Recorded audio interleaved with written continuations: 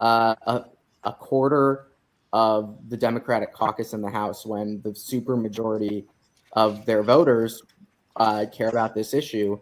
And I don't think, with all due respect to theories of imperialism, which are super pertinent and important, that most congressional Democrats are thinking in terms of, well, we need to support Israel because of U.S. interests. Maybe the ones that are never going to venture away from that. I do think it's about a fear of backlash from powerful lobbies. And it's not a conspiracy of Jewish control. This is organized money kicking people out of Congress, organized money coming from Republicans, some of whom are not Jewish.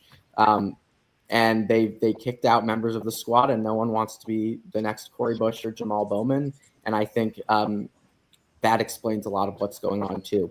And around the world, I think the European countries are afraid of the United States and don't want to get too far out in front of us. Those are, but I would defer to the more expert analysts that do this full time that are on this call. Curious everyone else's thoughts. Yeah, I would love to jump in, if that's okay, Santita, on just a couple of things, because I think all of your points, Jonah, are so spot on and so important.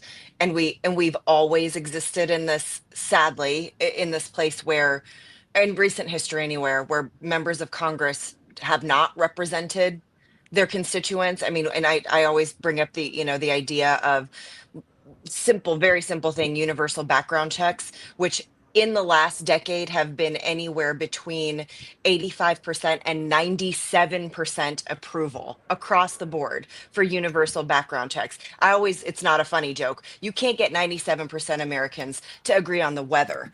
And they agreed that universal background checks are bottom of the barrel. And yet Congress won't touch it. So we've existed in this place for so long where our elected representatives who are supposed to work for us don't work for us.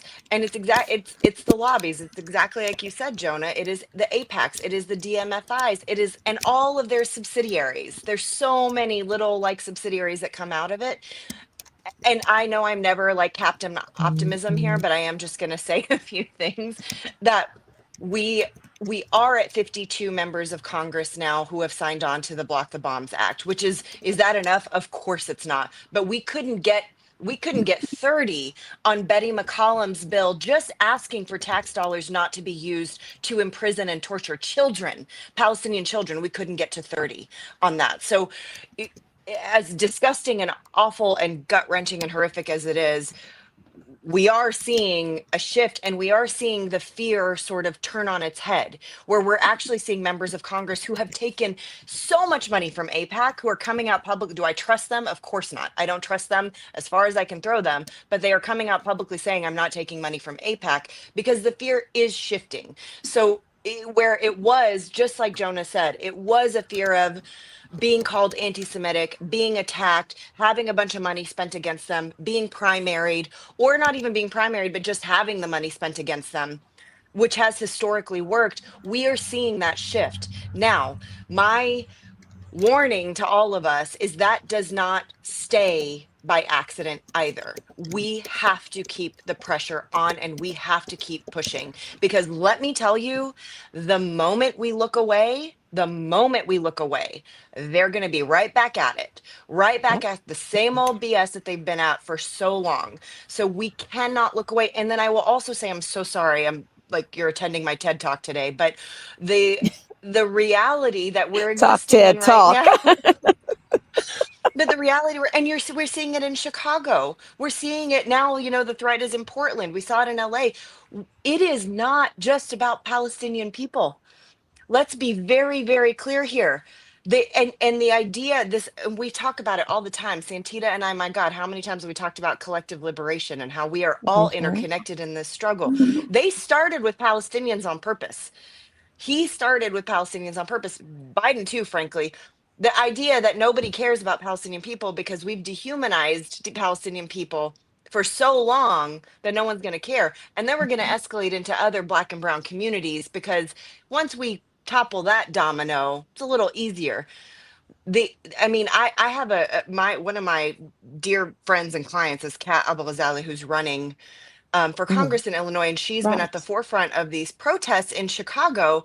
the things that they're sending me, I mean, it looks like a war zone in Chicago. I mean, outside Chicago and Broadview, but still, they Which put is up a Chicago land. fence. It's Yes, Chicago land. Yeah. absolutely. Yeah. And they Well, they put up a attacked her. fence. They But attacked her. Oh, let me say this: the yes, they state is did. ultimately, I Yeah. think, a police state. You know, I Yes. mean, that's being Yes. normalized. We've been doing that since 9/11. You know, you Yeah. get to the Yeah. airport, you get patted down. You take off. I mean, you take your clothes off, and they become Yeah. frustrated with me because my jewelry sitting over there. I come in ready for my close up. And if you wouldn't wear all of it, I'm like, no, honey, I didn't come here to be undressed. Now you Yeah. all just do what you want. We'll take everything. No, no, no. And that resistance, I know, flags me. But let me go back to something else because I think that we've got to, while we're looking at the lobbies, what we've got to do is we've got to look at the people, at the entities that fund the lobbies. Lobbies work for donors, they work for corporations, they work for entities. Look, it's easier to focus on big pharma, but if you don't focus on the companies for whom they're advocating, we're missing the point. You miss when I boycott, I don't boycott a lobby, I've got to boycott the company.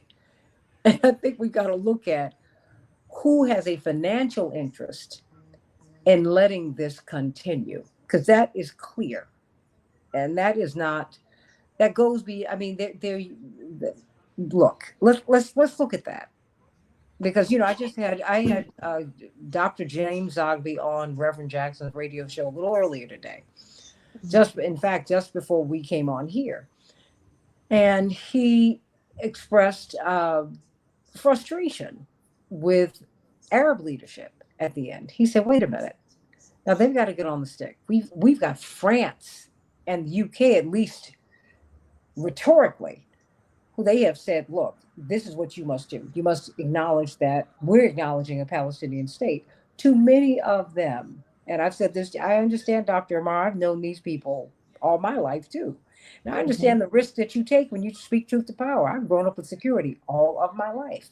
So what?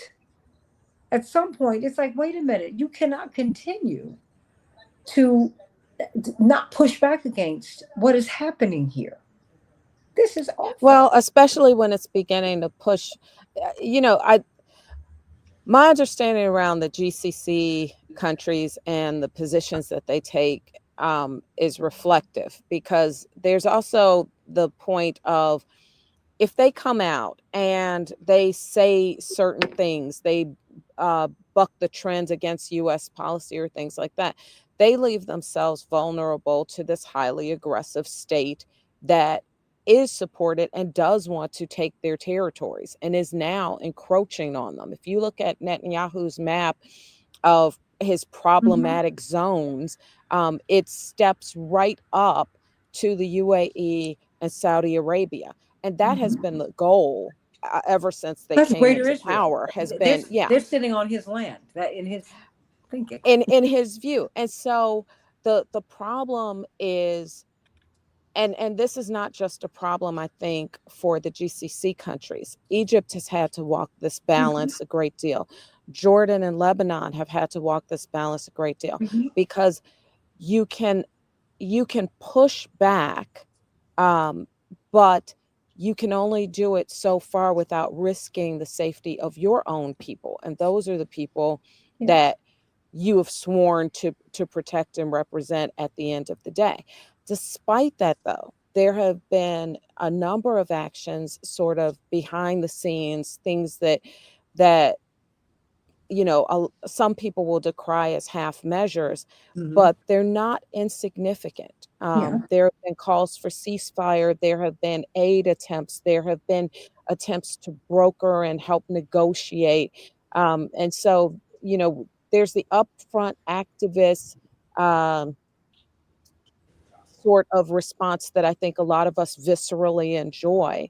And there's the quiet diplomacy of protecting your people while attempting to protect your brothers and sisters, that I hope is a true part of what's happening, and not just me being sort of Pollyanna-ish about I don't think international you're being relations. Pollyanna-ish. Let me just say this. Just before, not too long before Yasser Arafat died, Mm, he, he and Reverend Jackson were great friends. He and Reverend and Mrs. Jackson first were great mhm, friends. mhm, And they wanted him to come and speak to um, what became the Palestinian Authority, to talk about nonviolence, because we've done this before. Dr. King took a lot of hits after these four little girls were killed in Birmingham, because in fact they blamed him for it because it was just 2 weeks after his "I Have a Dream" speech.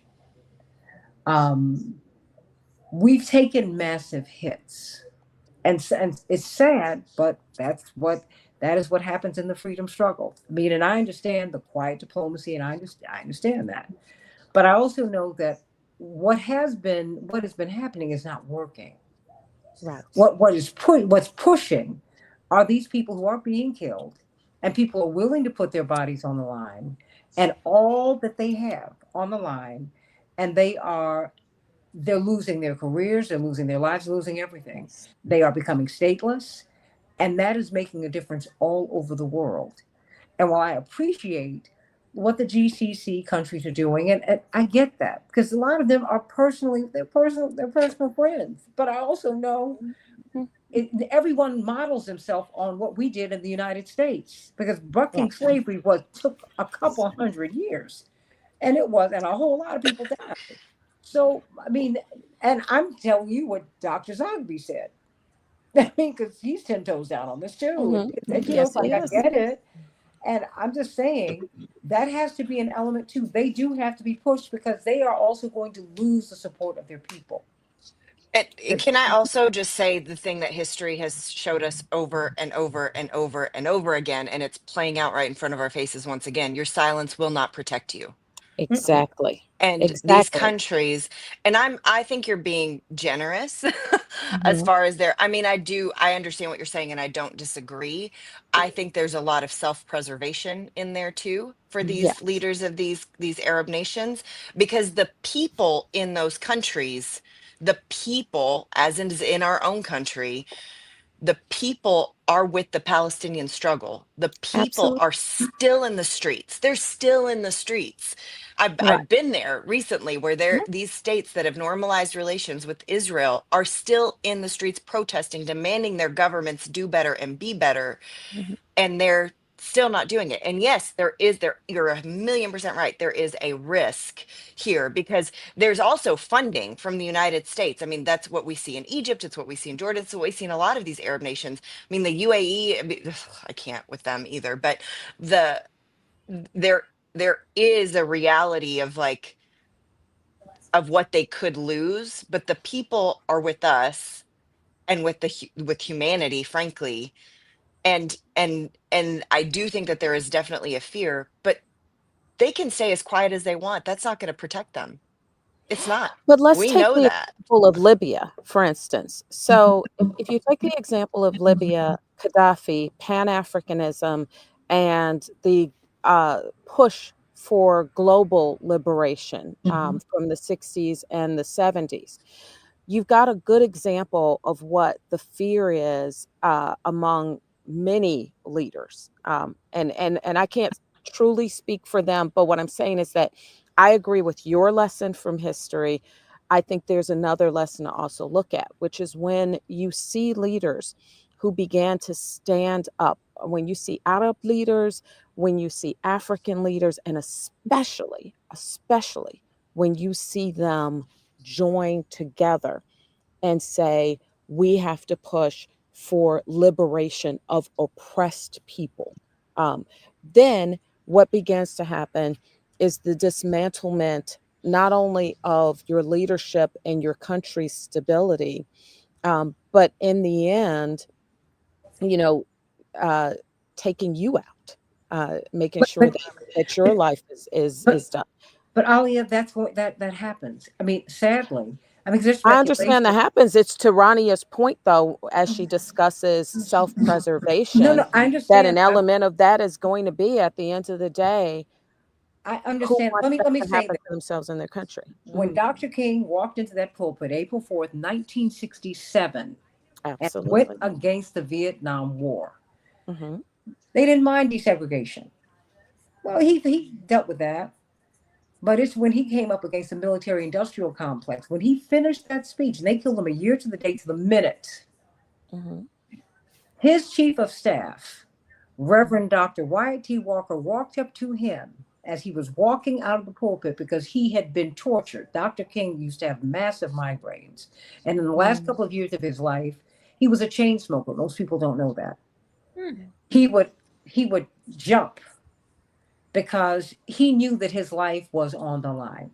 He had just spoken. He was the central speaker at the largest anti-Vietnam march in America up to that point, of 1 million people in New York City, which, 60 plus years ago, massive. Reverend Dr. Walker said to him, Martin, you have just signed your death warrant. He said, I know it, but this Yes. is the right thing to do. I'm not asking people to be martyrs. When Reverend ran for president, most people, even Time Magazine, when they wrote the article discussing him running, they said, it looks like this is what he's going to do, but he's tempting fate. I'll never forget this on many different levels because Martin, Medgar, but all these people have been killed. And we would have people crying in the lobbies. And when they would see him speak, because they didn't think he was going to live. We didn't think he was going to live. But he sat and told my brothers and my sister and I, and Jackie was too young to get it. I want to take the ceiling off of your ambitions. And somebody's got to speak for the poor. We had been going to Lebanon. Somebody's got to speak for these Palestinians. What's happening to them is horrible. Somebody's got to speak to what's happening to the Nicaraguans. Nobody, and because Reagan was rolling through America, he had upended the biggest union up to that point. And I'm simply saying, and I hear you, I'm simply saying that what they're doing is not working. And if I got someone as measured as Dr. Zogby, I've let other people Right. who would say they need to get, I'm almost quoting him. He said they need to get off the stick. Yes. Yes. Yes. Because they will lose their credibility. And you know what? Just as we've seen this conversation on the Middle East shift, it happens just like that. You blink. October 7th, they had another narrative for this. We blinked and this thing moved in a completely different direction. Yeah. And I hope that the leaders of all nations will begin to stand more firmly with justice. I hope that they'll push in that direction. But I gotta say, we were blessed with Medgar and Malcolm and Martin and Che. We were blessed with people that were willing to put their lives on the line. We were blessed with Huey, right? People that were standing up and saying that this fight for liberation, this fight to claim dignity, not just over there, but over here and everywhere, that this is worth my personal 100 years on this tiny little floating rock. Reverend said to me, we don't have that really. No, yeah, but you got to get it because my father said you got to get it. But I'm just saying we have to get back to a space that has that sort of integrity. And that is my point. Otherwise, it's not there. It's not enough to be a king or a queen. Nobody's thinking about that. Because my father looked me in my eye and said, look, if I go, that's why you all are in school. I need you to pick up this baton and keep on moving. Because if you stop this fight, you will go back to slavery, my children. That's going to happen to you. So I'm sorry. When I'm looking at it is not 60 or 70,000 Palestinians who've been killed. Let's just stop with that lie. Right. The Lancet study said it's hundreds of thousands of them who have been killed. Now, when is enough? There were 2.2 million Palestinians, Gazans, in that region on October 6th of 2023. Yes. There were 2.2 million. And I defy anybody to show me any photo of that area that could now support 2.2 million. I'm just saying that's the number we're looking at. What they're doing is not working. And it's not just I just It's not just who's been killed. Even if the war stops tomorrow, it's whose fates are sealed. We're in the Jewish high holiday season in between Rosh Hashanah and Yom Kippur, where our tradition says, like, our fates are determined, who shall live and who shall die. And Israel has determined the fate of hundreds of thousands who are today alive, but will not live. Even if the war stops tomorrow, they are condemned to death from the starvation and the disease that has been placed upon them. And the soonest we can stop is today, tomorrow, right? Let's stop this immediately and see who can be saved. But hundreds of thousands of lives are doomed to be lost. And I just two quick things, and then I swear I'm going to stop. Sure. The And one, because there we are have to already hear there. from Jonah sees these women Yes. going at it. He's Yeah. way back in his tree. There are already babies being born with unbelievably rare cancers. There are babies being born with missing limbs. This is all part of the ecocide that's happening. But the thing I just want to go backward on Libya, on Iraq too, is we have to remember also that once somebody is not useful to us anymore, the military industrial complex, they're going to be taken out anyway. We've seen it happen over and over and over. So even if somebody is our ally right now, tomorrow they're not useful to us anymore, and they're going to get taken out. So I think, that we have to remember all of this kind of holistically, that self-preservation never works. Because you're only, No, that's how that game works, sadly. Yeah. I mean, I've been in this forever, and that's why, I mean, what you're hearing from me, Alia, is a plea, because, I mean, my brother went to school with the Crown Prince of Jordan. I take this personally. These are people I know. So it's like, wait. And these are people we have known for a long time. I just know that when people are desperate, and when people's backs are against the wall, you're not safe. I mean, when Anwar Sadat signed the peace agreement, Jack O'Dell, one of the great icons of our struggle, said he will not survive this. He's not going to survive it. But he knew it was the right thing to do. But his people felt that he had sold out. And guess what? They took him out. Just a few years later, that's what they do. Jonah, you have been in between all these women. You can come forward, darling. And because you're not going to, I promise you, you're safe. This is baby just looking. But so what are your thoughts? I mean, what do you want to see happen? I can't believe the time is just moving like this. We only have like 5 minutes left. We have to have another conversation about this, because everybody's passionate about it. And everyone is right here. I just think we want things to be right now. That's it. Jonah? And because you came on my show and you interrupted all of the elders on the show, and you said, look, I don't want the world you all have got. He's so measured. And he said, I don't want it. And that is not what you have, is not what I want. And I'm not going to have it. Everybody, there was silence. So I take it, give it back to you, young man. Well, I agree with Dr. Zogby, and I have enjoyed listening to this conversation too. I mean, the Arab countries like UAE and Saudi Arabia, these are monarchies, oligarchies. This is, I mean, the people of those countries are who we should have loyalty to, and the people of those countries are extremely clear-eyed about what's going on in Gaza and are pro-Palestine. So to see their leaders not reflect views of their societies, to me, is, of course, it's a monarchy. That is what they would do, and those people are not going to be the ones to save us. We are going to be the ones to save us. It's about building people power here and everywhere, and solidarity around the world will trickle up to the people in power eventually, if people demand it enough. I don't subscribe to power trickling down from the top. I think if people come together, they can flip that dynamic on its head. And that's what we've been seeing all over the world. People out in the streets every week, every day in some cases, for 2 years, and it's gotten us not all the way there, but we're seeing movement. And I'm not waiting for the crown prince of Saudi Arabia. I'm not waiting for Jordan. I'm not waiting for the UAE. I'm not waiting for. We have to take this into our own hands as citizens of the world that care about what's going on, and that is what will eventually, I have to believe, trickle up to those in power.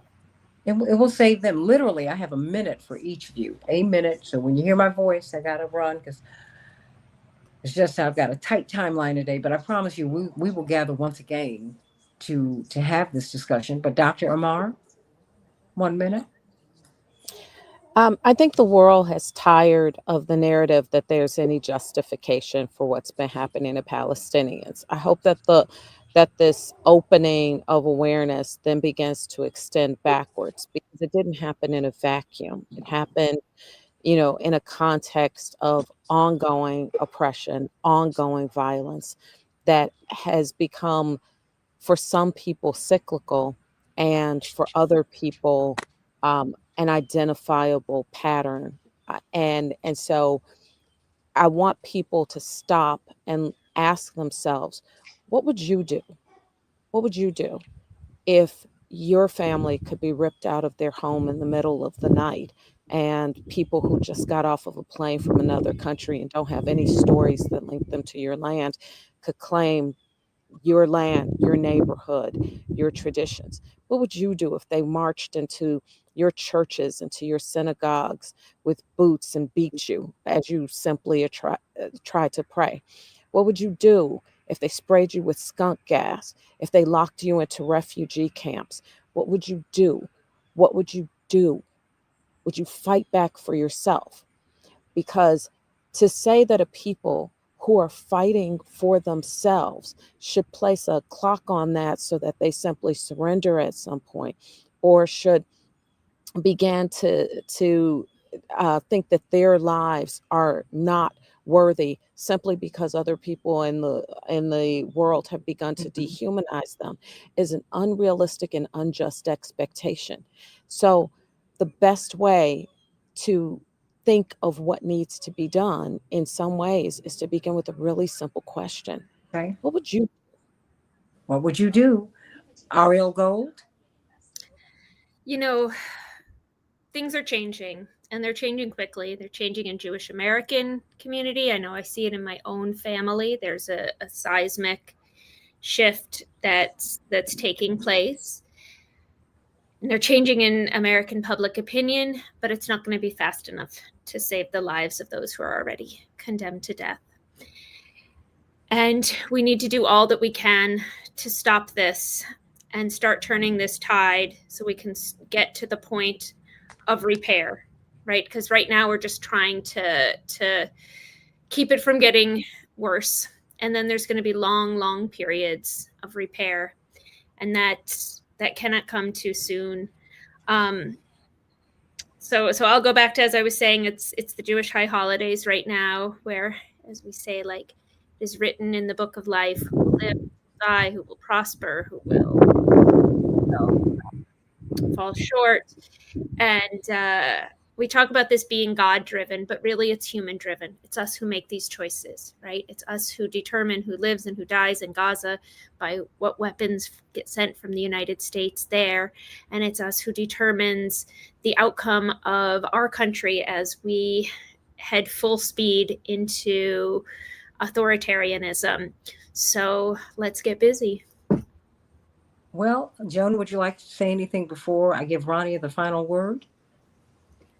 Well, going off of what Dr. Ammar said, it actually made me think of Macklemore and his song Hins Hall that he put out during the campus protests. And one of the lines in that song that really stuck with me was, what if you were in Gaza? What if those were your kids? And that's I think, the answer is clear to me. That's the ethic we have to bring to this. I don't have much more to say than that. Well, that is a whole lot to say. Rania, Batrice? Yeah, I think everything's already been said. I'll just say, kind of piggybacking off of what Jonah said a second ago, as far as the trickle up effect. we do, and Santita, you've heard me say this not funny joke, that rarely do politicians wake up deciding to do the right thing. We force them. There's exceptions, obviously, but we force them. We, the people, force them. And so we cannot look away. We cannot turn away. We have to. A lot of communities are under attack in our country right now. There's a lot of privilege in this country too, with a lot of cover.